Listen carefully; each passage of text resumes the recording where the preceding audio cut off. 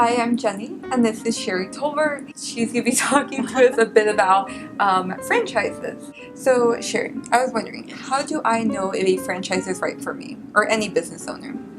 You know, I think that the franchises are really special at laying out how to do things. So I would think that if you are a person who doesn't like to be told what to do and how to do it, that it would not be your thing. If, on the other hand, you want to do things just the right way and you don't want to spend a whole lot of time reinventing the wheel, then a franchise might be something to consider. So. And when it comes to either borrowing money or saving money, how much should one have before investing in one? It's going to depend on the type of franchise. You know, there are franchises that don't require a building. Then there's other things that maybe it's a part of a gym franchise, you know, and so you have to have a whole gym and you have to have all the equipment and you have to have all the people and all of that. So it's a whole different thing. So it could be anywhere, really. I've seen them start like $20,000, $30,000. You're just going to be limited by what you're able to spend and what you want to spend. So, yeah, okay. A lot. How about that? Lot. Is that a good question? That's a great answer. And when it comes to there being a demand for franchises, do you see one around? You know, I think if you look around at most shopping centers, that you would be surprised the percentage of these that are franchise owned.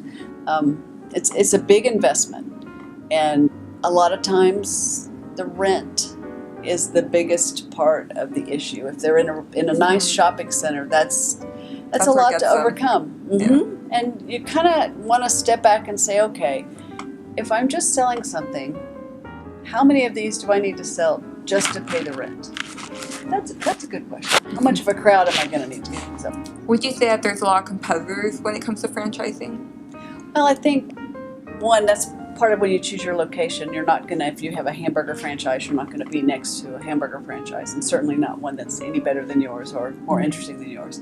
But typically the franchises sell a area, and so you're protected at least from your own company competing against you. But I would think that would be a big part of just picking your location as well.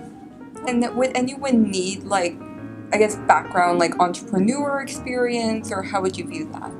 In general, the people I see getting franchises don't have background entrepreneurial experience because it requires that different kind of personality. To be an entrepreneur, you're a little bit more independent and adventuresome, and a franchise, not so much. What would you say would happen if the franchise that you invested in just isn't working out? You have a couple of things to consider. One, you're probably going to lose your franchise fee.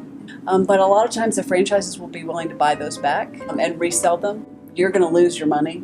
They don't want, like, one of their franchises going out of business. That looks bad for them. So they'll sell that to somebody else, maybe at a reduced cost to those people, because they already know that there's a little bit of a difficulty of some sort. The only thing that sometimes is difficult to get out of is the rent. So yeah, but they won't leave you just stranded. I've never seen one just leave people stranded.